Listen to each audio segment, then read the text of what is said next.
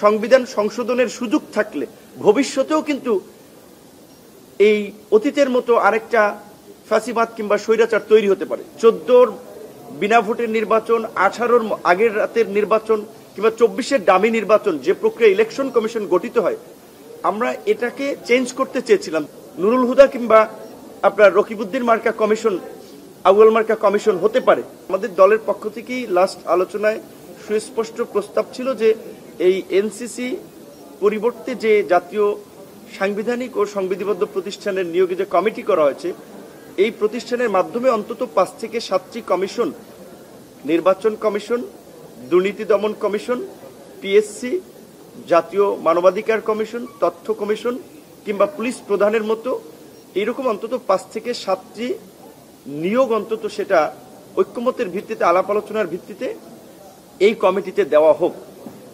কিন্তু যেহেতু আজকের আলোচনায় আমরা হাউজের পালস বুঝে যেটা বুঝতে পারছি যে একটি বড় রাজনৈতিক দল সহ আরো 2-4টি দল এই বিষয়ে একটু দ্বিমত পোষণ করতেছে। তারা মনে করতেছে যে এটা হলে সরকারের নির্বাহী ক্ষমতাকে হ্রাস করা হবে। এটা আমি মনে করি ভুল ধারণা।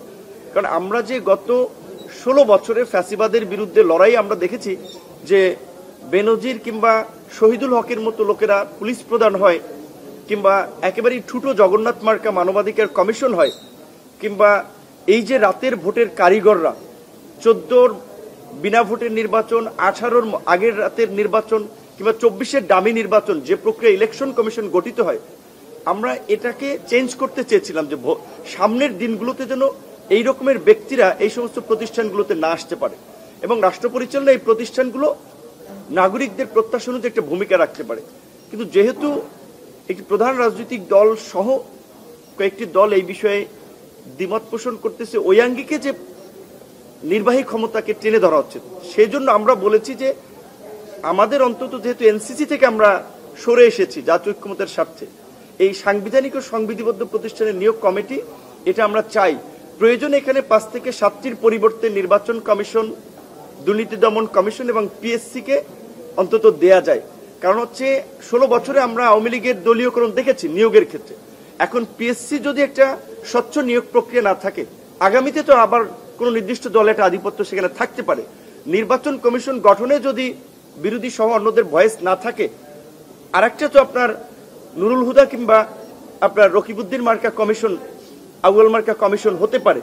তো এই বিষয়ে ঐক্যমত না হওয়াটা অনাকাঙ্ক্ষিত এবং দ্বিকক্ষ বিশিষ্ট সংসদের যে আলোচনাটি মোটামুটি আমরা দেখেছি অধিকাংশ রাজনৈতিক দলই একমত।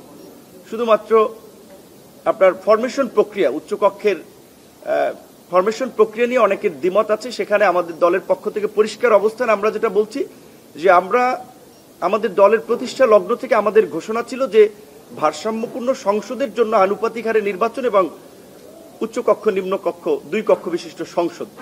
সেখানে জাতীয় ঐক্যের স্বার্থে যদি আপনার আনুপাতিক নির্বাচনে পুরো নির্বাচন প্রক্রিয়া থেকে সরে আসতে হয়, অন্তত আমরা একটা কক্ষ, উচ্চকক্ষ নিম্নকক্ষের একটা জায়গায় আমরা আনুপাতিক হারে নির্বাচন চাই। সেটি যেহেতু রাজনৈতিক দলের আলাপ আলোচনায় উচ্চকক্ষে অনেকেই মত দিচ্ছে, আমরা সেটা চাই। কিন্তু সেখানে আবার যারা মূলত উচ্চকক্ষকে আরেকটা ঠুটো জগন্নাথ মার্কা প্রতিষ্ঠানে পরিণত করার জন্য আপনার 50 ভাগ আনুপাতিক হারে 50 ভাগ বিদ্যমান সিস্টেমে আলোচনা করা হচ্ছে, কিংবা সংবিধান সংশোধনের মতো গুরুত্বপূর্ণ ইস্যুতে সিম্পল মেজরিটিতে পাশের কথা বলছে, এইটা কার্যত গত এই আমরা 50 বছরে দেখেছি যে সংবিধান যে আপনার 17 বার যে সংশোধন করা হয়েছে, বেশিরভাগ সংশোধনীগুলো আনা হয়েছে কিন্তু ব্যক্তিকে এম্পাওয়ার করার জন্য কিংবা ক্ষমতাকে এনজয় করার জন্য।